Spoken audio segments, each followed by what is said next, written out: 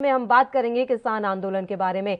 दरअसल किसानों के आंदोलन को चलते हुए पूरे 7 महीने हो गए हैं। आज 7वां महीना खत्म हो गया है और किसानों का आंदोलन 8वें महीने में प्रवेश कर गया है। अब सवाल वही बरकरार है कि 7 से 8 महीने होने जा रहे हैं, लेकिन सरकार के द्वारा किसानों से कोई बातचीत नहीं की जा रही। बड़ी वजह क्या समझी जाए? आज भी राकेश टिकैत की अगुवाई में किसानों ने धरना प्रदर्शन किया है। पूरे देश में आज किसानों का हल्ला बोल रहा और तस्वीरें भी हम सुबह से लगातार आपको दिखाते रहे कि किसान आंदोलन की क्या कुछ आज तस्वीर नजर आई है। सीमाओं पर किसान आज प्रदर्शन करते नजर आए। किसानों ने आज बड़ा प्रदर्शन बुलाया। इस बीच किसान नेता और भारतीय किसान यूनियन के प्रवक्ता राकेश टिकैत ने यह ऐलान कर दिया है कि हमारे 4 लाख ट्रैक्टर और 25 लाख आदमी तैयार हैं। उन्होंने एक बैठक करने के बाद कहा कि ये 2 बातें तय हुई हैं। पहली बात यह कि 9 को शामली से एक यात्रा निकलेगी जो कि बागपत होते हुए सिंघू पर जाएगी। इसमें बड़ी संख्या में लोग शामिल होंगे। वहीं दूसरी यात्रा 24 जुलाई को निकलेगी जो कि बिजनौर से चलेगी और फिर मेरठ रुकेगी। उसके बाद गाजीपुर आएगी। अभी दिल्ली जाने की तारीख तय नहीं हुई है। वहीं राकेश टिकैत ने जम्मू कश्मीर से आर्टिकल 370 हटाने के फैसले पर भी बड़ा बयान दिया था। उन्होंने कहा था कि आर्टिकल 370 हटाने का फैसला सही है, लेकिन वहां के किसानों को, आम जनता को नुकसान हुआ है क्योंकि 370 हटने के बाद भी उन्हें पैकेज नहीं मिल रहा। आपको बता दें कि लगातार किसानों के प्रदर्शन के बीच आज राकेश टिकैत की गिरफ्तारी की अफवाहें भी जोर पकड़ती रही, जिसको लेकर दिल्ली पुलिस ने भी सफाई दी। पुलिस ने टिकैत की गिरफ्तारी की खबरों को फर्जी बताया। पुलिस ने कहा कि अगर कोई इस तरह के फेक न्यूज फैलाता है तो उसके खिलाफ एक्शन लिया जाएगा। हम आपको यहां जानकारी दे दें कि हरियाणा, पंजाब और पश्चिमी उत्तर प्रदेश के बड़ी संख्या में किसान 7 महीनों से प्रदर्शन कर रहे हैं। किसानों के इस प्रदर्शन को आज यानी कि शनिवार को 7 महीने पूरे हो गए, जिस वजह से किसानों ने राज्यपाल से मिलकर ज्ञापन सौंपने का पहले ही फैसला लिया था और आज जगह जगह किसानों का जो दल रहा वो राज्यपाल से मिला, राजभवन की ओर कूच किया और राज्यपाल को राष्ट्रपति के नाम ज्ञापन सौंपा और कृषि कानूनों को रद्द करने की मांग फिर से दोहराई।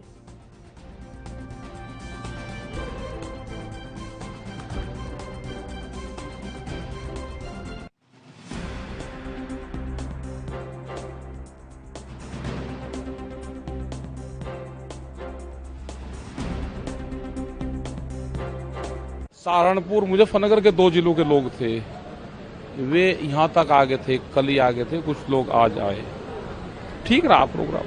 तो आपका जो एलजी मिलने का कार्यक्रम था उसके बारे में? उसमें युद्धवीर सिंह का प्रोग्राम था उसमें, और वो फिर मिले, उनको पुलिस ने अरेस्ट करा 2 बार और फिर उनकी एलजी से बात करवाई। विजुअल मुलाकात हुई, विजुअल मुलाकात हुई, वीडियो के थ्रू बात हुई। उसके बाद भी युद्धवीर जी संतुष्ट हो गए। हाँ, और वो वापस आ गए। वापसी आ रहे हैं। तो अब आपका कोई एलजी से मिलने का कोई कार्यक्रम नहीं, अब नहीं, कोई नहीं, उनसे बात हो रही। तो आगे फिर आंदोलन की रूपरेखा? आंदोलन तो रूपरेखा चलता होगा, 7 महीने पूरे का, कल से 8वें महीने में प्रवेश हो जाएगा। वो यात्रा जाएगी 9 जुलाई को चलेगी, वो शामली से 9 जुलाई को रास्ते में रुकेगी वो बागपत में, और वहां से फिर 10 तारीख को सिंघू बॉर्डर जाएगी। तो उसमें 2 जिलों के लोग रहेंगे। ट्रैक्टर से वो यात्रा जाएगी शामली और बागपत के। एक यात्रा और चलेगी जो चौथी यात्रा होगी, क्योंकि वह तीसरी होगी, अगले वाले चौथी जो यात्रा होगी वो यात्रा चलेगी बिजनौर से। उसमें बिजनौर और मेरठ के लोग रहेंगे। वह 24 जुलाई को चलेगी, 25 जुलाई को यहाँ पे पहुंच जाएगी, वो इस बॉर्डर पर आएगी। तो ये 2 यात्रा अगले महीने रहेगी और काम सब जगह मीटिंगें चलती रहेगी। वो कर नहीं रहे किसानों से बात यहाँ की सरकार। अब पता नहीं, वो तो वही बता सकते हैं क्यों नहीं बात करना चाहते। और जो बातचीत होती है तो उस पर कोई हल निकलता नहीं? हाँ, निकलता नहीं, मानती नहीं सरकार। उनका जो बिजनेसमैन है उनका ज्यादा ध्यान रखे हैं, जो बड़े कंपनियां हैं उनका ध्यान ज्यादा रखे हैं, किसानों का कम रखे हैं। हम तो आंदोलन करेंगे। हाँ, यहाँ बैठे हुए हैं। अब सरकार सुन नहीं रही है, आंदोलन 7 महीने करते हो गया, और हो जाएगा, कोई ज्यादा थोड़ा हुआ 7 महीने का। हाँ, आप बोल रहे थे सरकार तो दिमागी बुखार? हाँ, बुखार है, दिमागी बुखार है। जब भी नहीं बात सुन रही उसका करेंगे इलाज। दवाई है हमारे पे, देंगे। क्या दवाई देंगे? दवाई देंगे वहाँ, जब ये गांव में जाएंगे जब देंगे, गांव के लोग देंगे, इनसे क्वेश्चन करेंगे, दवाई देंगे। चुनाव की तैयारी कर रहे हैं आप? चुनाव में ये सवाल जवाब? हाँ, सवाल जवाब होंगे। जब ये जाएंगे तो सवाल जवाब करेंगे। और क्या सरकार को हलवा खुआवेंगे, विरोधी करेंगे, लड्डू बांटेंगे और सरकार बहुत बढ़िया काम कर रही है, वोट सही दे दियो। हम कह रही कि खराब पार्टी है, इसको वोट नहीं देना, ये कहेंगे। किसको वोट देना है? हमें नहीं पता किसको देना वोट, हमें इसका ना दो, किसी को ही दे दो। कोई पार्टी अगर बोलती है कि हम अपनी बात सुनने के लिए तैयार हैं, तो उसके बारे में ना, हम किसी की नहीं करने के, हम क्या किसी के वकील हैं। तो आपका राजनीति से कोई मतलब ना, कोई मतलब नहीं। जम्मू वालों से बात हुई, चलो ठीक है, बात होनी चाहिए, उनसे भी बहुत दिन से बात नहीं हुई। वहाँ की भी जो समस्याएं हैं, वहाँ के पैकेज काटे गए हैं वहाँ के, तो वहाँ के किसानों को भी नुकसान हो रहा है। राज्य का दर्जा बन गया, उनको पैकेज उनको दिए जाए, उससे वहाँ बिजली में, इसमें कई चीजों में उनको राहत मिले, MSP का लाभ वहाँ के किसानों को भी मिले। महबूबा मुफ्ती का होगा, जब तक 370 वापस बहाल नहीं होगी तब तक मैं इलेक्शन नहीं लड़ूंगा। पता नहीं, मैंने नहीं सुना। हम 70 से उससे नहीं, लेकिन वहाँ के उनके जो पैकेज हैं उससे नुकसान हो रहा है, और ट्रांसपोर्ट सब्सिडी के नाम से उनको दिया जाए, क्योंकि हिल की पॉलिसी बने, वो जम्मू की हो या वो इसके अपना उत्तराखंड की हो, हिमाचल की हो, या हिल जितने भी स्टेट है, उनकी एक अलग से पॉलिसी देश में। तो आज 7 महीने पूरे हो गए हैं और आज किसानों ने जगह जगह धरना प्रदर्शन किया है, और ये बात तो राकेश टिकैत पहले ही कह चुके हैं कि हर महीने की 26 तारीख को हम इसी तरीके से प्रदर्शन करेंगे और ये 26 तारीख हम सरकार को भूलने नहीं देंगे। 7 से 8 महीने लगभग हो चुके हैं किसानों के आंदोलन को चलते हुए। किसान सड़कों पर अभी भी बैठा हुआ है और इसी बात का इंतजार है कि कब जाकर सरकार इस मसले को लेकर जागेगी और किसानों से बातचीत की जाएगी। किसानों के आंदोलन को देखते हुए आज बॉर्डर्स पर भी अच्छी खासी जो है तादाद पुलिस की नजर आई, यानी कि सुरक्षा व्यवस्था कड़ी कर दी गई थी। टीकरी बॉर्डर पर खासकर ज्यादा आज सुरक्षा व्यवस्था देखने को मिली है। यहाँ पर काफी भारी संख्या में पुलिस बल की तैनाती की गई थी। नरेंद्र मोदी सरकार के लाए गए कृषि कानूनों को लेकर किसान पिछले 7 महीनों से आंदोलन में जुटे हैं। प्रदर्शनों के 7 महीने पूरे होने पर किसान आज यानी कि 26 जून को अलग अलग राज्यों में राजभवनों का घेराव करके राज्यपालों को ज्ञापन देने का प्रयास करते नजर आए। इस बीच दिल्ली में संवेदनशील हालातों को देखते हुए उपराज्यपाल के घर की सुरक्षा चाक चौबंद कर दी गई थी। राकेश टिकैत ने धमकी दी थी कि अगर किसानों को उपराज्यपाल से न मिलने दिया गया तो वे ट्रैक्टरों के साथ दिल्ली कूच करेंगे। हालांकि अब उन्होंने अपनी जो ये योजना थी वो रद्द कर दी थी और उपराज्यपाल के जो सचिव हैं, जो निजी सचिव हैं, उनसे मुलाकात कर उनको ज्ञापन दिया गया था। राकेश टिकैत ने खुद ट्वीट करके बताया कि नॉर्थ ईस्ट डीसीपी के दफ्तर में किसानों के उपराज्यपाल से वर्चुअल मीटिंग कराई गई और उनके सचिव ने आकर ज्ञापन स्वीकार किया, इसलिए किसी ने दिल्ली कूच नहीं किया। चलिए अब इस मसले पर चर्चा की शुरुआत कर लेते हैं। 3 मेहमान इस समय हमारे साथ लाइव जुड़ गए हैं। शिवराज सिंह जी इस समय हमारे साथ जुड़े हुए हैं, जो कि किसान नेता हैं। इनके अलावा केवल ढींगरा जी कांग्रेस से हमारे साथ जुड़े हुए हैं और देवेंद्र प्रमुख जी भारतीय जनता पार्टी से। तीनों ही मेहमानों का स्वागत करती हूं ANB न्यूज पर।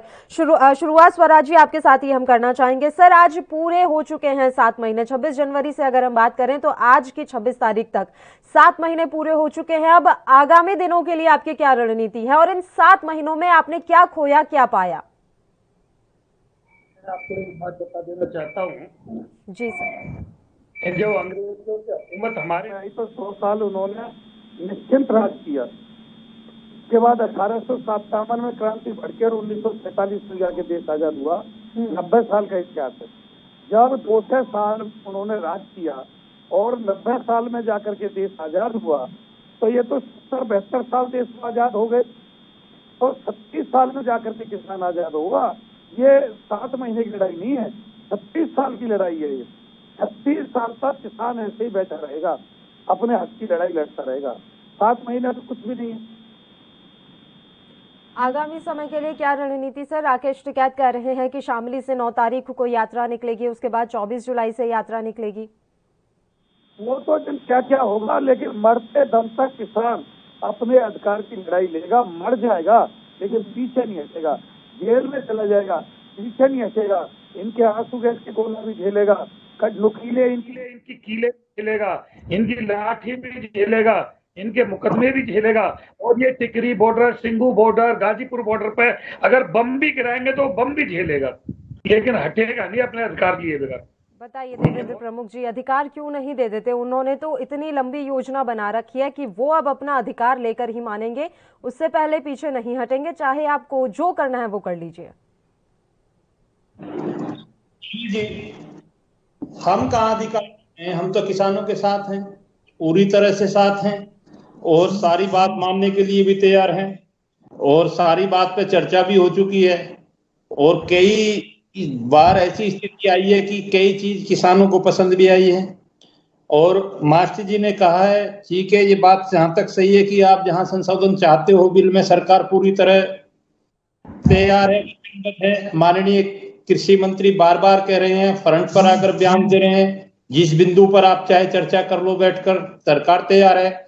लेकिन कानून काला है, निरस्त होना है, ये तो अब सरकार के हाथ की बात भी नहीं है, ये तो लोकतांत्रिक तरीके से बना है। फिर हमने तो कहा था कि कोरोना काल है, वैश्विक महामारी है, 1.5 वर्ष के लिए सरकार स्वयं जो है कानून को स्थगित कर रही थी, उसे यथावत स्थिति में रोक रही थी। माननीय सुप्रीम कोर्ट का संज्ञान लेने के बाद और जो भी चर्चा करनी है आप बैठकर करते रहिए, उसमें जो संशोधन की जरूरत है तैयार है। सरकार कहाँ जिद कर रही है, जीत तो इसमें राजनीति होगी, इस वजह से जिद है। संशोधन का तो विकल्प उनकी तरफ से रखा ही नहीं गया है। वो तो ये कह रहे हैं कि कृषि कानूनों को निरस्त करो।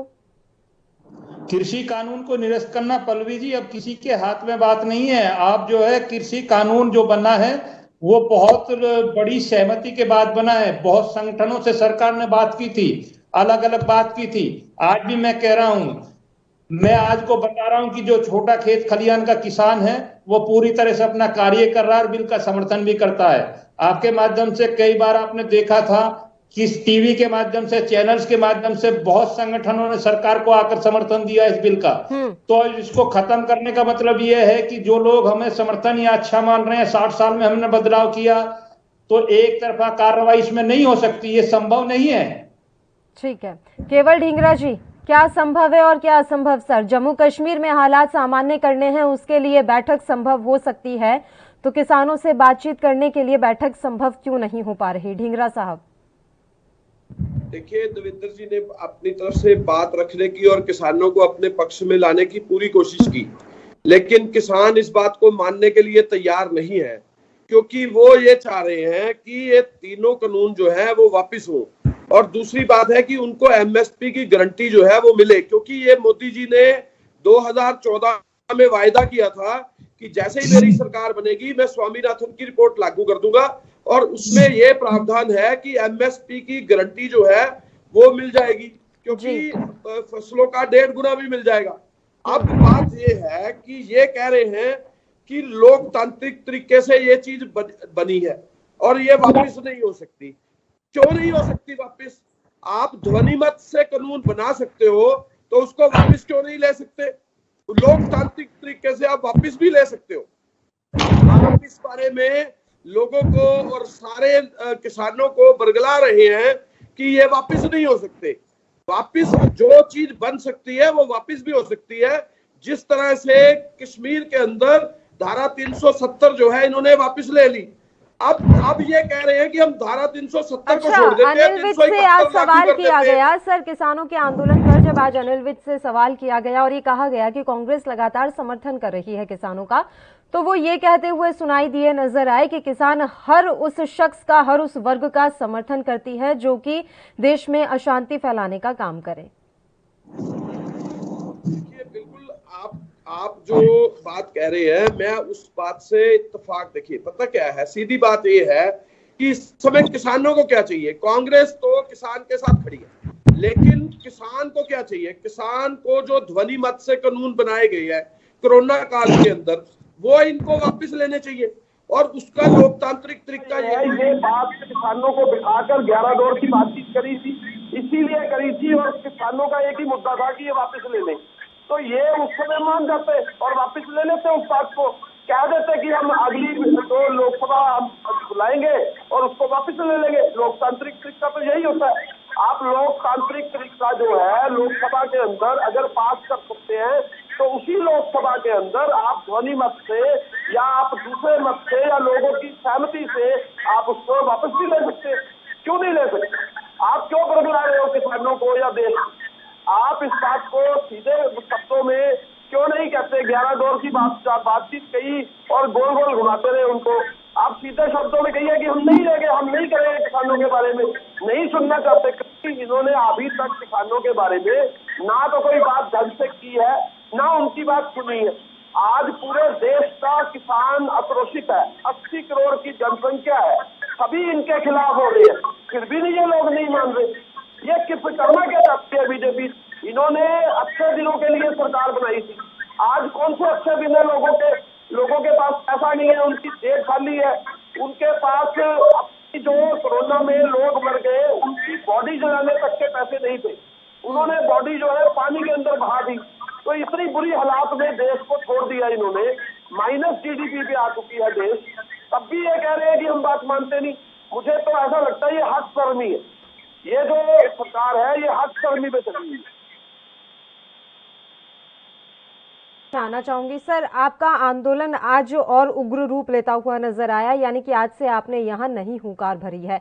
अब बात यह है कि इससे पहले ही 2 दिन लगातार केंद्रीय कृषि मंत्री नरेंद्र सिंह तोमर ये कह चुके हैं कि कृषि कानून तो निरस्त नहीं होंगे, आपको जो संशोधन करवाना है उसके लिए सरकार तैयार है, आप जब चाहें तब बातचीत कर सकते हैं। वो बार बार ये बात कह रहे हैं कि आप जब चाहें तब बातचीत कर सकते हैं, आपको जो संशोधन करवाना है आप वो करवा सकते हैं।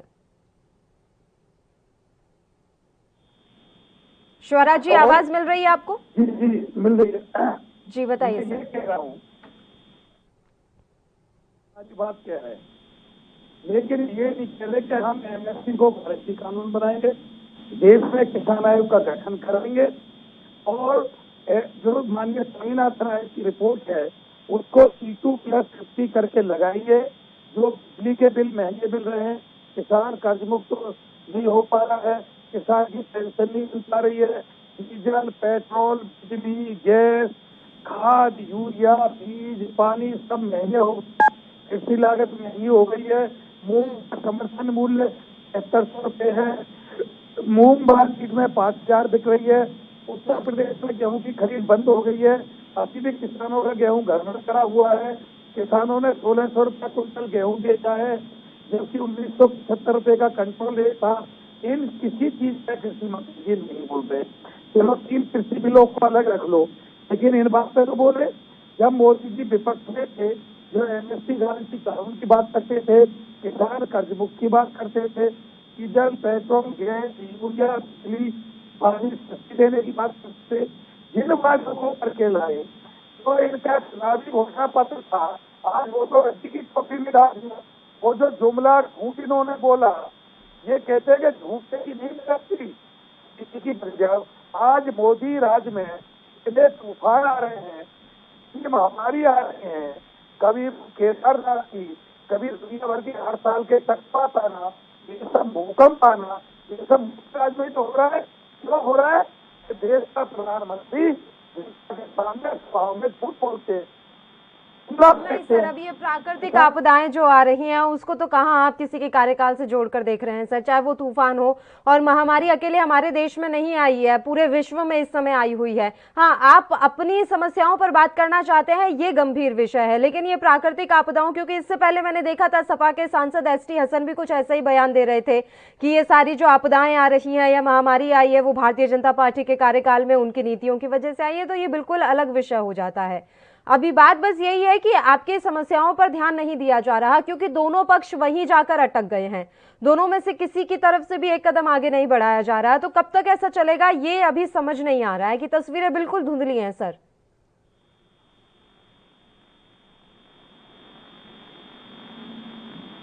स्वराज जी, आवाज मिल रही है आपको? मिल रही है, बताइए। मैं ये कह रहा हूँ, देश का प्रधानमंत्री जितनी ज्यादा झूठ बोलेगा, देश का प्रधानमंत्री जनता को जितना पकड़ाएगा, उतने तूफान, चक्रवात, ओलावृष्टि, सूखा और दुनिया भर की महामारी, केदारनाथ जैसी महामारी और बादल फटना, उत्तराखंड जैसी आपदा, ये सब झूठ बोलने से और खुला फेंकने से आ रही है। मैं गारंटी से कह रहा हूँ, ये झूठ बोलना बंद कर दे, जुमला फेंकना बंद कर दे, देश की जनता को गुमराह करना, भड़काना, 7 महीने पूरे हो चुके हैं आंदोलन को अनवरत चलते हुए। 26 जनवरी से लेकर आज तक की डेट के बारे में हम आप तक जानकारी पहुंचा रहे हैं। अब सवाल बार बार यही खड़ा हो रहा है कि इस समस्या का अंत क्या है, समस्या का समाधान क्या है, किस तरीके से यह आंदोलन क्या ऐसे ही आगे बढ़ता रहेगा, इस आंदोलन को खत्म करने के लिए क्या रणनीति सरकार के पास है, क्या सरकार वाकई में इनकी समस्याओं पर ध्यान देना भी चाहती है या नहीं। तो ये सवाल लगातार गूंज रहे हैं। इन्हीं सवालों का जवाब हम ढूंढने का प्रयास कर रहे हैं। देवेंद्र प्रमुख जी हमारे साथ लगातार जुड़े हुए हैं भारतीय जनता पार्टी से पक्ष रखने के लिए। चूंकि केंद्र में भारतीय जनता पार्टी की ही सरकार है तो तमाम सवाल उन पर ही खड़े हो रहे हैं। देवेंद्र प्रमुख जी, बड़ा बयान दे गए स्वराज जी। वो तो कह रहे हैं जिस देश का प्रधानमंत्री इतना झूठ बोलता होगा तो उस देश में इस तरह की प्राकृतिक आपदाएं आएंगी नहीं तो क्या होगा। तन्वी जी, एक चीज मैं स्पष्ट करना चाहता हूं आपके माध्यम से कि मास्टर स्वराज सिंह जी बहुत सम्मानित और अच्छे नेता हैं। सबसे बड़ी बात यह कि किसान नेता हैं, किसी पार्टी के नेता नहीं है। अगर ये बात कोई पार्टी का नेता कहता तो मेरे चेहरे पर मुस्कान नहीं होती, मेरे तेवर अलग होते। लेकिन मैं मास्टर जी का सम्मान करता हूं और बड़ी बात यह है कि जवाब भी देता हूं कि माननीय प्रधानमंत्री जी पर उंगली उठाने से पहले एक बार ये देखे कि ये कोरोना काल जो है वैश्विक महामारी है, कोई देश की महामारी नहीं है, कोई पारिवारिक महामारी नहीं है।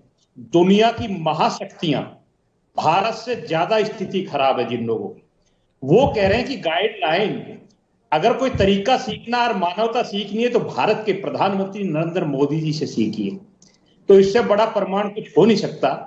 आपने देखा पिछले 2 वर्ष में किसी घटना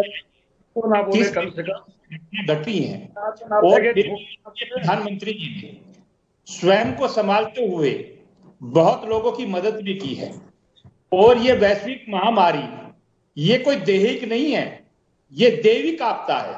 और दैविक आपदा जो है वो जब भी आती है तो किसी को पूछकर नहीं आती। और ये सनातन धर्म संस्कृति का देश है। हर 100 वर्ष बाद एक रिकॉर्ड निकल कर आ रहा, इस तरीके की महामारी आई है। और हमसे पहली सरकारों में भी ये घटनाएं, ये महामारी आई थी, देश के हालात बहुत बदतर हुए थे। लेकिन आज हमने जिस तरह से इसको संभाला है और अपने साथ पूरी दुनिया में एक मैसेज दिया है कि भारत मानवता का देश है। और कांग्रेस के मित्र भी कह रहे थे, जीडीपी की बात कर रहे थे, जीडीपी की बात भी हम करते थे, चर्चा करते थे। लेकिन आज जीडीपी समय नहीं रहा। आज अमेरिका जीडीपी नहीं देख रहा, ब्रिटेन नहीं देख रहा, जापान नहीं देख रहा, यहां तक भी चाइना भी नहीं देख रहा। चाइना की जो किरकिरी हो रही है वो पता है। और पाकिस्तान के हाथ में कटोरा आगा, जो कांग्रेस का मित्र भी है। और कटोरा भी इस तरीके से आया है कि अब जम्मू पे आपने देखा सर्वदलीय बैठक में कहीं ना कहीं कांग्रेस को दर्द हुआ या पाकिस्तान को, पूरी दुनिया में और किसी को दर्द नहीं हुआ। तो ये कहीं शक्ति और संशय की जो चीजें हैं ये डिबेट्स में नहीं उठाई जाती। मैं तो स्पष्ट कह रहा हूं, मैं तो मास्टर जी का सम्मान करते हुए कह रहा हूं कि भारत का प्रधानमंत्री कोई सामान्य व्यक्ति नहीं है, बहुत शानदार व्यक्तित्व के धनी है और ईश्वर की कृपा है। निश्चित आप चिंता ना करें, किसान भाइयों के बीच में कुछ राजनीति हो रही है, इसे मैं भी मानता हूं। लेकिन राजनीति से ऊपर हटकर और थोड़ा सा सरकार की बात को समझते हुए आप बात रखेंगे तो मास्टर जी निश्चित तो आपकी बात बताइए, और संगठनों की बात सुनी जाएगी। की तरफ से तो पत्र भेजा गया था कि आप बातचीत के द्वार एक बार फिर से खोलिए। क्या उस पत्र का कोई जवाब आपने औपचारिक रूप से दिया सर? आपको कोई पत्रकार पूछ लेता है, आप मीडिया को संबोधित कर रहे हैं किसी मसले पर और उस दौरान किसी पत्रकार ने किसान आंदोलन पर सवाल कर लिया तो आप बोल बैठते हैं कि नहीं देखिए किसानों के लिए तो जो है दरवाजे खुले हुए हैं, वो कभी भी बातचीत के लिए आ सकते हैं। संयुक्त किसान मोर्चा ने तो पत्र भेजा था ना आपको बातचीत के लिए। क्या पत्र का जवाब पत्र से दिया गया? क्या पत्र का जवाब औपचारिक रूप से दिया गया? उसका क्या जवाब है आपके पास? बिल्कुल पल्लवी जी, हर एक चीज का और औपचारिक तरीके से जवाब भी दिया गया है और किसान भाइयों की हर एक बात को सुना गया। मैं वही पूछ रही हूं, उस पत्र का जवाब कैसे गया सर, मुझे बस ये बताइए। नहीं देखिए, एक चीज मैं बता रहा हूं आपको, स्पष्ट कर रहा हूं, मैं कभी हवा में बात नहीं करता चैनल पर बैठकर। जब सरकार के कैबिनेट कृषि मंत्री माननीय नरेंद्र तोमर जी आकर स्वयं जवाब दे रहे हैं, प्रत्यक्ष को प्रमाण की जरूरत है। क्या आपके पास वीडियो नहीं है, उनका फुटेज नहीं है, बाइट नहीं है, वो जवाब ही तो है। पल्लवी जी आप कैसा क्वेश्चन कर रही है, मैं समझ से परे है। मेरी बात सुनिए सर, मैं आपको वही कह रही हूँ, आपके तो खैर समझ से परे होगा ही ये सवाल। मैं बस ये पूछ रही हूँ, जब पत्र भेजा संयुक्त किसान मोर्चा ने, उस पर बकायदा उस पत्र को लेकर आपने क्या किया, मुझे इसका जवाब दीजिए। रही बात, आप कह रहे हैं कि कृषि मंत्री का आपके पास जवाब नहीं है, क्या कृषि मंत्री की बाइट नहीं है? मैंने आज ही चलाई है कृषि मंत्री की बाइट, लेकिन वो औपचारिक मैं नहीं मानूंगी। पता है क्यों? क्योंकि वो स्पेशली सिर्फ किसानों के मसले पर बातचीत करने के लिए नहीं बैठे थे, वो भोपाल गए हैं SC/ST बीजेपी के मोर्चे की बैठक में शामिल होने के लिए। उस दौरान एक पत्रकार ने उनसे किसान आंदोलन पर सवाल पूछ लिया, तो उन्होंने कह दिया नहीं, हमारे तो बातचीत के दरवाजे खुले हैं। आपने स्पेशली इस समस्या के समाधान के लिए क्या कदम उठाया, इस समस्या के समाधान को लेकर कौन सी प्रेस वार्ता की, उसका जवाब दीजिए आप मुझे, और उस पत्र को लेकर आपने क्या जवाब दिया वो भी मुझे बताइए, तब मैं मान लूंगी कि मेरा सवाल गलत था। सर देखिए, पत्र जो है वो जिस तरह से आया है, वो ना आपके माध्यम से आया ना मेरे माध्यम से आया। जिस माध्यम से पत्र गया है, जिस माध्यम से जवाब आना है, हाँ, वो पत्र के हिसाब से ही आना है। वो टीवी चैनल्स पर बैठकर उसे हम नहीं पढ़ पाएंगे, ना उस जवाब को आपको दे पाएंगे। हम टीवी पर बैठकर बोलने के लिए बैठे हैं, और हम जो साबित करते हैं, चाहे बेशक वो पत्रकार महोदय का प्रश्न था, क्वेश्चन था, उसका जवाब जो दिया था माननीय कृषि मंत्री ने, वो एक तरह से इतना ही कर सकते थे। और मैं कहता हूं कि सरकार कहीं बचती नहीं, पल्लवी जी स्पष्ट बोलती है। और फिर मैं भी बोल रहा हूं आपको बार बार कि इस बात को तो मैं भी दोहरा रहा हूं कि कहां हम पीछे हैं बात करने के लिए, कब हम तैयार नहीं हैं। जब किसान भाई चाहें, जब किसान सम्मानित नेता चाहें, तब उनका सम्मान के साथ सरकार बात करने को तैयार है। लेकिन किसानों के पीछे कुछ राजनीतिक लोग इस तरह से लगे हैं कि उन्हें दिल्ली से उठाकर बंगाल तक यूज कर रहे हैं। वो बात थोड़ा सा कहीं ना कहीं टीस करती है और वही दूरी बनाने का काम करती है। अन्यथा किसानों के लिए तो सरकार बनी है, और ये किसानों की सरकार है, किसानों की ही रहेगी। मैं स्पष्ट कर देता। ठीक है ढींगरा जी, जब आप कोई ऐसा पाक पवित्र आंदोलन चला रहे हैं, तो क्या उस समय राजनीतिक दलों के नेताओं से मिलने की क्या जरूरत आ जाती है, और क्या ये मुलाकातें जरूरी हैं? देखिए, बात ये है, इन्होंने अभी जो देवेंद्र प्रमुख जी ने जो बात कही है, ये इनका खुद का झोल है।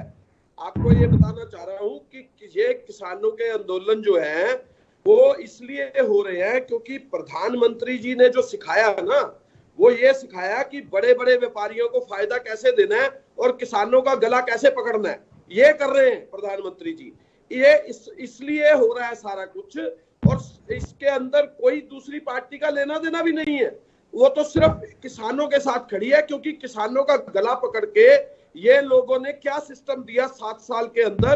किसानों की जो DAP खाद है ना, वो 1100 रुपए की थी, वो आज 1900 रुपए की है। इसलिए जितनी महंगाई बढ़ी है, एक तरफ से महंगाई बढ़ रही है, दूसरी तरफ से ये किसानों के साथ दगा कर रहे हैं। और दगा इस तरह से कर रहे हैं कि व्यापारियों को ज्यादा फायदा देने के लिए ये जो है किसानों का गला घोटने का काम कर रहे हैं। प्रधानमंत्री जी का ये काम है। और दूसरी बात मैं आपको बता रहा हूं, जो GDP की बात है अभी कर रहे थे थोड़ी देर पहले, तो मैं आपको बता दूं GDP जो है, जो 10+ होती थी मनमोहन सिंह जी के टाइम पे, वो 23.8 माइनस पे है। और माइनस पे GDP तब गई है। ये वाला जो आंकड़ा है वो किस समय का है सर, जो आप मुझे बता रहे हैं? वो मुझे तो मैं चाहूंगी कि आप दर्शकों को पूरा क्लियर करें कि कौन सी तिमाही का ये आंकड़ा है। 2011 का जो आंकड़ा था वो 10 GDP का था, और आज जो आंकड़ा है 23.8 जो है, वो मार्च जो थी, मार्च का आंकड़ा था। आज आंकड़ा -8 पे है, लेकिन 23.8 माइनस पे GDP गई। उसका कारण सिर्फ इनकी गलत नीतियां थी, भारतीय जनता पार्टी की गलत काम थे। और दूसरी बात और बताना चाहता हूँ, ये जो दूसरे देशों की GDP है, जिस तरह से बांग्लादेश की GDP, श्रीलंका की, भूटान की, मलेशिया की, ये छोटे छोटे जो हमारे देश हैं आसपास के, इनकी GDP हमारे से ऊपर है, प्लस में है, और हम माइनस में। आपको ये भी बताना चाहता हूँ। और हम जो 10 पॉइंट प्लस पे थे, आज हम 23.8 माइनस को छू रहे थे, और अब जो है आज भी हम -8 को छू रहे। और ये जो दूसरे देश हैं ये प्लस में। और आपको एक और बात बताऊं, हम 15 कंट्रियों में जो पेट्रोल बेच रहे हैं वो 50 रुपए से कम पे बेच रहे हैं, और वही कंट्रियां हमारे देश में पेट्रोल स्मगल कर रही हैं। और आपको बताऊं, हमारे देश में पेट्रोल और डीजल 100 रुपए से ऊपर चला गया। उसके ऊपर कितने 100% टैक्स इन्होंने लगा दिया, वो आम आदमी के ऊपर भार पड़ रहा है। ये लोगों ने क्या करना है? ये लोगों ने देश की नीयत और नीति जो है भारतीय जनता पार्टी की और हमारे प्रधानमंत्री की, ये फेलियर है।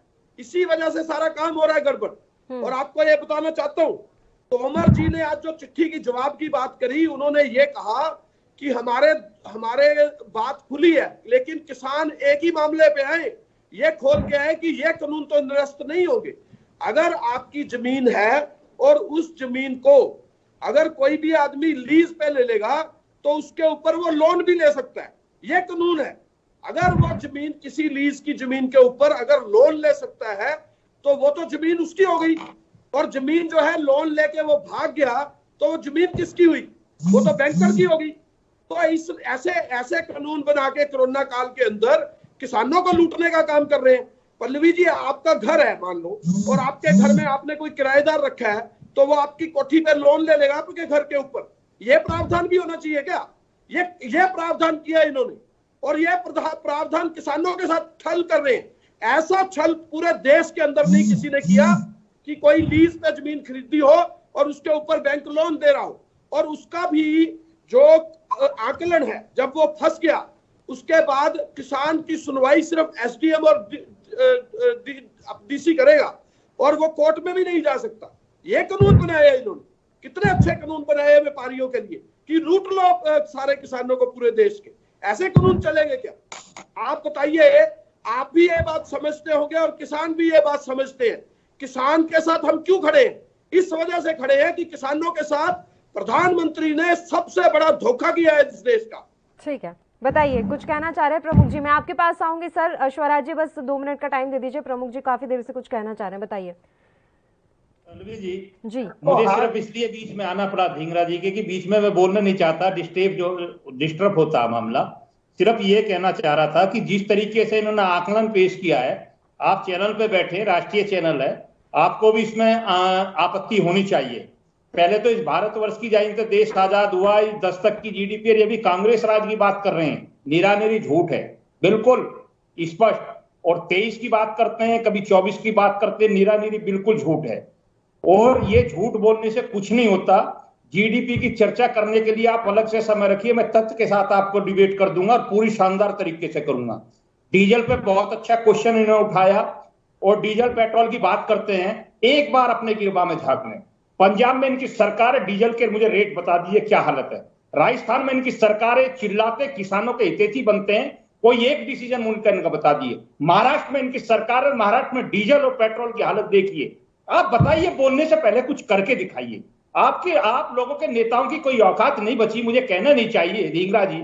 सिर्फ झूठ बोलने से और ट्विटर चलाने से देश नहीं चलेगा। यह आपातकालीन है, संकट काल है, वैश्विक महामारी है। इसमें हम सबको मिलकर लड़ाई लड़नी है। इसमें किसान भाई भी परेशान है सर, इसमें सब आम जनता परेशान है, देश का नहीं दुनिया का हर नागरिक परेशान है। इसमें गंदी राजनीति ना करके स्पष्ट तरीके से आप ये बताएं कि हम ये राजस्थान में कर रहे हैं, हम ये पंजाब में कर रहे हैं, हम ये महाराष्ट्र में कर रहे हैं। जहां जहां हमारी सरकार है, हमसे केंद्र सरकार या अपने प्रदेश सरकार जो है इसमें सीख लेके करे, हमें अच्छा लगेगा।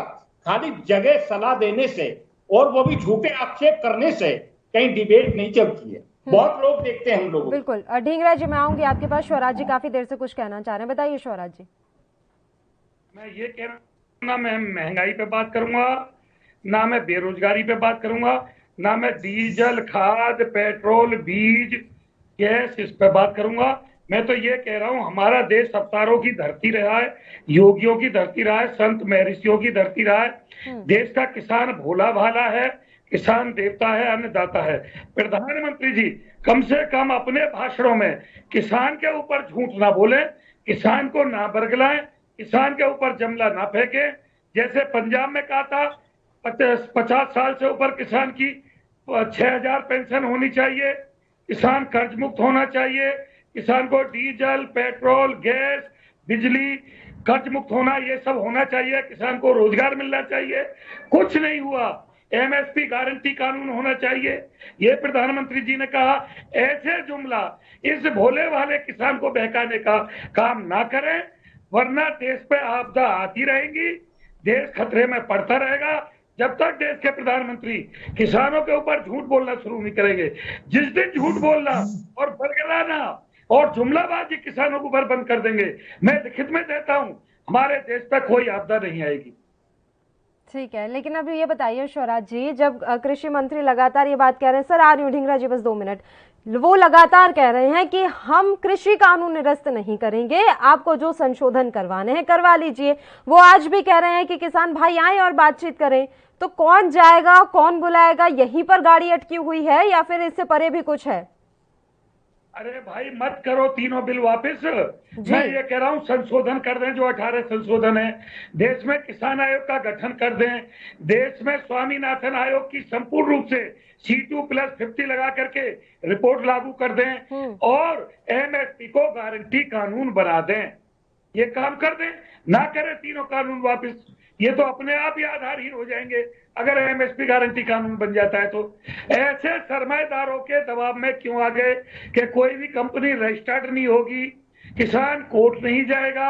अगर नीरव मोदी की तरह हमारा कोई उधार माल लेकर के, हमारा गल्ला लेकर के भाग गया और किसी और सरमाएदार को बेच के कैश करके भाग गया, तो किसान कहाँ जाएगा भाई?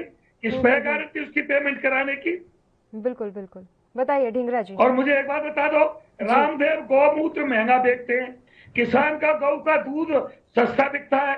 जिस कंपनी की ट्रेडमार्क लग जाता है, चाहे अन्न पे लगे, चाहे दलहन पे लगे, चाहे तिलहन पे लगे, वो 10 गुनी कीमत पार कर जाता है। इस महंगाई की मार को क्या उपभोक्ता झेल पाएगा? हो सकता है किसान झेल जाए, लेकिन उपभोक्ता नहीं झेल पाएगा, मैं कह रहा हूँ। नहीं सर, कोई भी नहीं झेल पाएगा, और अभी तो हालात ऐसे हैं, महंगाई की मार किसी के बस की नहीं है अभी झेलना।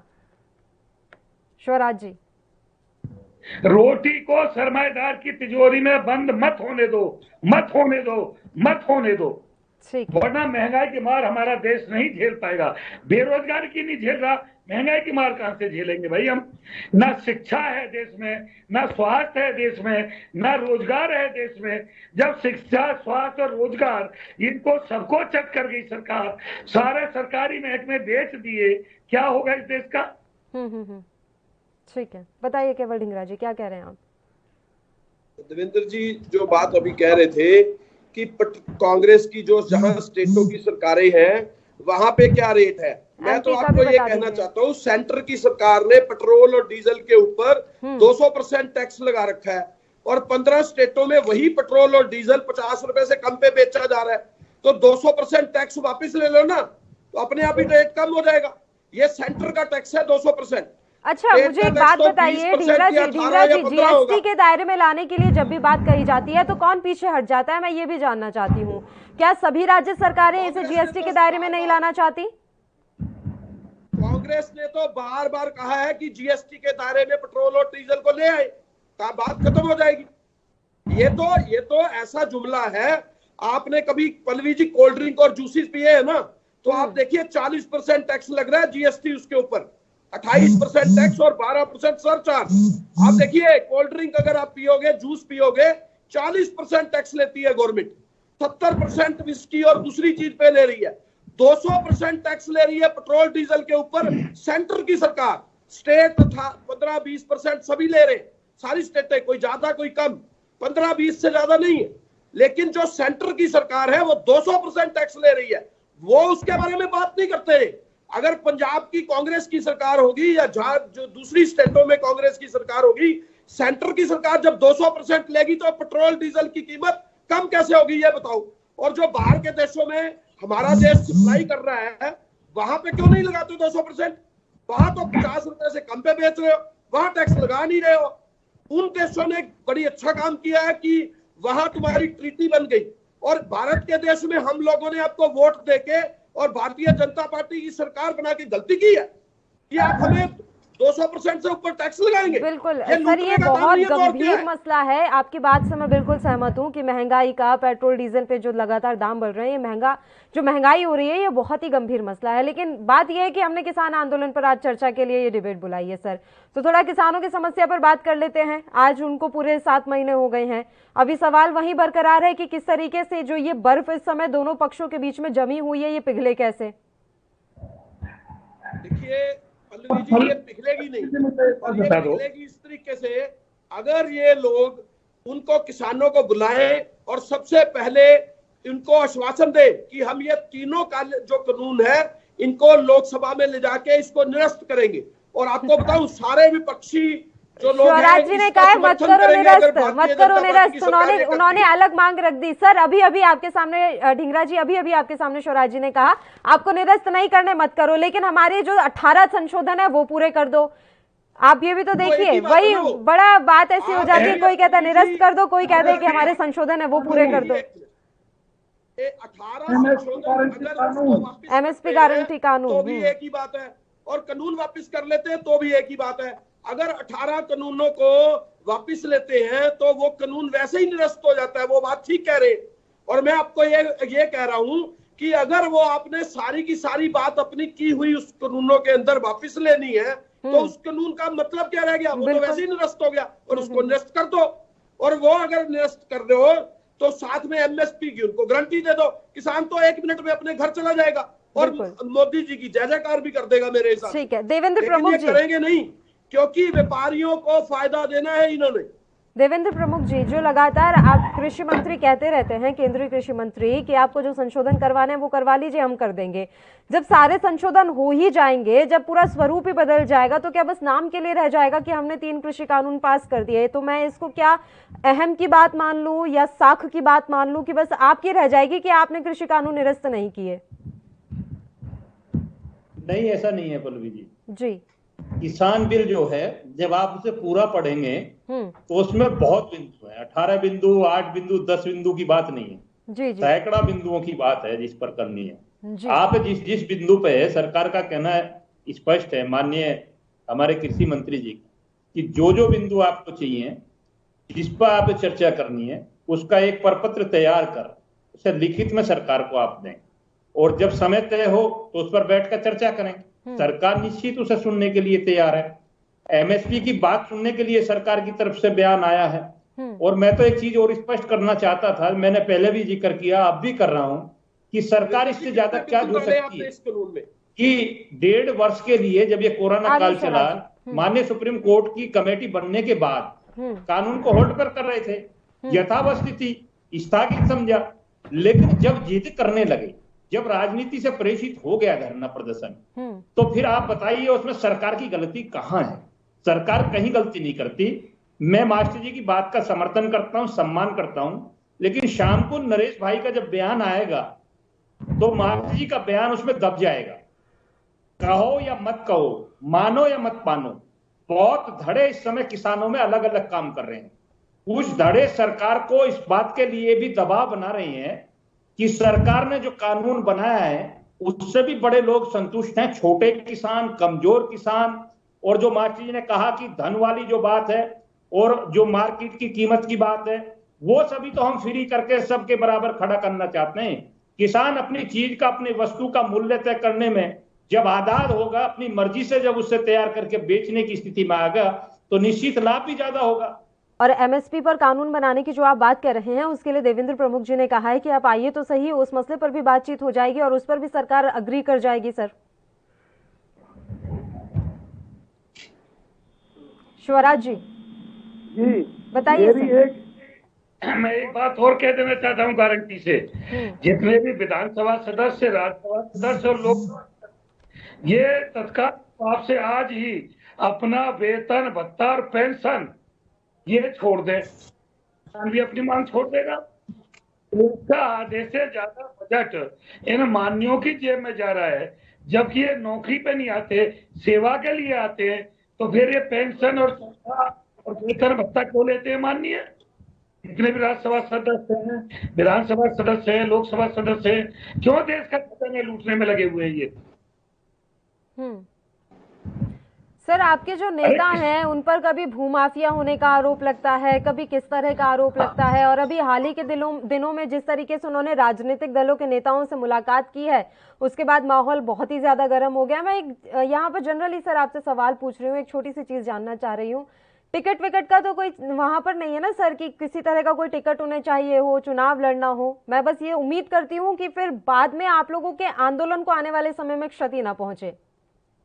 अरे पल्लवी जी, जी जब एक किसान के ऊपर गाना बनाने के ऊपर मुकदमा लिखा जा सकता है, किसान के ऊपर गाना बजाने वाले को जेल भेजा जा सकता है, तो जो सरेआम आंदोलन कर रहे हैं उन पर तो पता नहीं क्या क्या बड़े आरोप लगेंगे, लगते आए।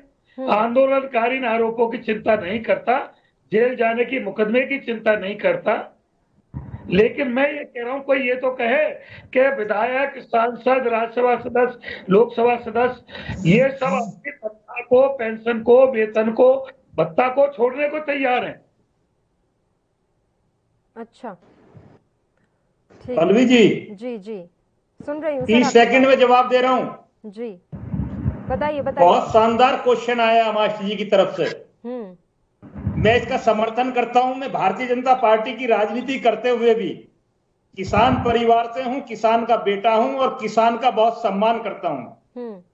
ये बात बहुत शानदार है कि लोकसभा में जीत कर जाने वाले माननीय सदस्यों को ये खुद भी सोचना चाहिए कि जनता के बीच में जिस तरीके से वो बात रखते हैं विकास की, ईमानदारी की, तो बिगर सरकार के भी कितने माननीय सदस्य, चाहे वो बीजेपी के हों, चाहे वो कांग्रेस के हों, चाहे आदर्श पार्टियों के हों, इस घोषणा को करते हैं कि मैं जीतने के बाद सरकारी भत्ता ना लेकर, या तो उस भत्ते की ऐसी व्यवस्था हो कि वो गरीब, किसान, कमजोर परिवारों के हिसाब से या विकास के हिसाब से खर्च हो, या सरकार अपनी नीति से खर्च करे, लेकिन मैं स्वयं ये सुविधाएं छोड़ता हूं। एक विकल्प और भी है इसमें। मास्टर जी ने बड़ी गहरी बात कही है, बहुत लंबी डिबेट का समय है। जब क्षेत्र में माननीय जाएं, चुनाव लड़ने वालों में इलेक्ट्रिक जो आदमी होते हैं, जिसमें मैं भी रह चुका हूं, समथिंग 2-3 बार, मेरा चुनाव तो कई बार हुआ, लेकिन मैं ब्लॉक प्रमुख के माननीयों के बारे में सारा पता अच्छे से खूब जानता हूं। तो मैं ये जनता से भी अपील करता हूं कि जब भी माननीय जाए तो इस भत्ते की बात करें। मास्टर जी, बड़ा गहरा सवाल है, ये भत्ता उठना चाहिए। और किसान जो भी नेता जाए वो कहे कि इसमें हमारे जो विधायक हैं, इसमें हमारे एमपी इस बात के लिए तैयार होते हैं कि हम जो है अपना सरकार का भत्ता छोड़ेंगे और सरकार की मांग उठाएंगे। ये चीज चुनाव में ही तय होनी चाहिए। चुनाव लड़ने से पहले ही ये नेता पर दबाव बनना चाहिए ताकि वो किसी भी पार्टी में रहकर ईमानदारी से अपना काम कर सके। ये हमारे 135 करोड़ लोगों की हम सब की जिम्मेदारी है। हम भी एक ही वोट डालने के अधिकार है और माननीय प्रधानमंत्री जी भी एक वोट डालेंगे, माननीय मुख्यमंत्री जी भी एक ही वोट डालेंगे। तो हम सबकी जिम्मेदारी बनती है, हम सबको स्टार करना होगा। इस तरह के स्टार जब होंगे और राजनीति में वास्तव में कई सुधारों की जरूरत है। मास्टर जी का इस जगह में समर्थन करता हूँ। बताइए केवल ढींगरा जी। मोदी जी की तो मोदी जी पहल क्यों नहीं कर देते? सबसे पहले तो वही भत्ते ले रहे हैं, छोड़ दो ना। ये जो 1600 करोड़ के जहाज लिए हैं, ये किसके लिए लिए थे? 1600 करोड़ के जहाज किस लिए लिए मोदी जी ने? आप जो है, अरे आप अपने अंदर झांकिए। बात करने से पहले अरे सुन तो लीजिए रविंदर जी, आप सुनिए ना, आपने ये बात कही है। बहुत अच्छे क्वेश्चन आ रहा है, शानदार जवाब दे रहा हूँ। अरे सुन तो लीजिए, आप मोदी जी से सुनिए रविंदर जी, सुनिए। मैं ये कह रहा हूँ कि जितनी हवाई यात्राएं मोदी जी ने करी है, जितना दुरुपयोग पैसे का मोदी जी ने किया है, उतना दुरुपयोग बंद कर देते। 1600 करोड़ के जहाज की क्या जरूरत है? भारत सरकार की यात्रा थी, ये भारत के विकास की यात्रा थी, कोई मोदी जी की यात्रा पारिवारिक 1600 करोड़ के जहाज की यात्रा थी के? ये सब देश के विकास की। अरे सुनिए देवेंद्र जी, क्यों उच्चा बोल रहे? गर्मी मत खाइए, गुस्सा खाना अच्छा नहीं होता सेहत के लिए। लोगों को भटकाने का काम करते हैं, गुस्सा खाना सेहत के लिए अच्छा नहीं है और ना मिल पाएंगे। गुस्सा खाना सेहत के लिए अच्छा नहीं है, इससे ब्लड प्रेशर बढ़ जाता है। गुस्सा मत करिए, मेरी बात सुनिए, सुन लीजिए ना, सुनिए। 1600 करोड़ के जो जहाज लिए है ना, सुनिए 1600 करोड़ के जो जहाज लिए हैं ना, वो देश की जनता के पैसे के लिए हैं और वो देश की जनता के पैसे का दुरुपयोग है। आप तो सुन लीजिए, 3000 करोड़ की मूर्ति लगाई गई है, 3000 करोड़ की मूर्ति। सुनिए, अरे सुनिए ना, क्यों गुस्सा कर रहे हो? करो गुस्सा कर रहे हो मोदी जी की बात। 1 मिनट सुनिए ना, 3000 करोड़ की मूर्ति लगाई है, लेकिन किसानों को उनका हिस्सा नहीं देना। 3000 करोड़ की मूर्ति लगी है, लेकिन किसानों को कुछ नहीं मिलना चाहिए। सुनिए सुनिए, चलिए एक एक करके बात कर लेते हैं सर, एक एक करके बात रख लेते हैं अपनी। चलिए प्रमुख जी आ रही हूँ आपके पास। सर एक बार उनकी बात कंप्लीट हो जाने दीजिए, वो कुछ कहना चाह रहे हैं, आप भी सही बोल रहे हैं, तो एक बार उनका रिएक्शन सुन लीजिए सर, बताइए ढींगरा जी। देखिए 1 मिनट सुनिए देवेंद्र जी, सुन लीजिए, अच्छा होता है सुनना। मैं आपको बताना चाह रहा हूँ, जो हमारे देश का पैसे का दुरुपयोग इन 7 सालों में हुआ है, इससे ज्यादा दुरुपयोग कभी नहीं हुआ। और आप ये आंकलन करके पूरे रिकॉर्ड के साथ चेक कर लीजिए कि इन्होंने कितना पैसे का 3-3 हजार, आप ये देखिए बुलेट ट्रेन के लिए कितने पैसे का खर्च हुआ। बुलेट ट्रेन की आवश्यकता है या किसान को, गरीब आदमी को पैसा देने की आवश्यकता थी? कोरोना काल के अंदर 3000 करोड़ की मूर्ति की आवश्यकता थी या उनको उस पैसे का दुरुपयोग? आप फिर बीच में बोल रहे, देखिए कितना दुख लग रहा है इनको, कितना दुख लग रहा है इनको, इनकी गलतियों का इनको कितना दुख लग रहा है, कितना दुख लग रहा है इनको अपने अंदर नहीं झांकना, ये नहीं रुकेंगे, क्योंकि इनके ऊपर बात आएगी, ये रुकेंगे नहीं, इनके ऊपर बात आएगी, ये रुकेंगे नहीं। पल्लवी जी, मैं आपको बता रहा हूँ, ये ऐसे ही बोलते रहेंगे कि दूसरा आदमी कोई बोल ना पाए। प्रदेश को जिसे काला सालों के नाम से प्रसिद्ध था, वो सबसे बड़ा पहला घोटाला और दूसरा। अरे भाई अपनी बारी में बोल लेना। मैं क्यों गुस्सा कर रहे हो? नहीं गुस्सा नहीं करा। ना करो, सुन लो पहले, मुझे सवाल सुनिए फिर जवाब दीजिएगा। सवाल पहले सुन लो फिर जवाब दीजिएगा ना। नहीं मैं बता रहा हूँ ना, सवाल सुनिए ना फिर जवाब दीजिएगा। सवाल तो सुनिए, बात तो पूरी होने दे। आप बात भी नहीं पूरे होने देंगे क्या? इतना गुस्सा आप तो उठाऊंगा ना, हमारे प्रधानमंत्री है, बात तो रखूंगा उनकी, वो उठाऊंगा ना। हमारे प्रधानमंत्री है, बात तो मैं रखूंगा ना। अरे भाई साहब सुन तो लो, आप कर लेना जो उनके ऊपर करना था। 7 साल हो गए, क्या कर लिया आपने वडेरा जी का? 7 साल हो गए, आप पे कुछ है ही नहीं आपके पास। अरे नहीं, चलिए सर, ये तू मैं करने का वैसे भी वक्त नहीं है, क्योंकि हम किसानों के बारे में बात कर रहे हैं और ये बेहद जरूरी है कि हम उनके समस्याओं के समाधान पर गौर करें, ना कि आपस में उलझें। फिलहाल मैं तीनों ही मेहमानों का शुक्रिया अदा करना चाहूंगी तमाम चर्चा करने के लिए आप हमारे साथ जुड़े, और इसी के साथ राष्ट्रधर्म में भी फिलहाल के लिए इतना ही। नमस्कार।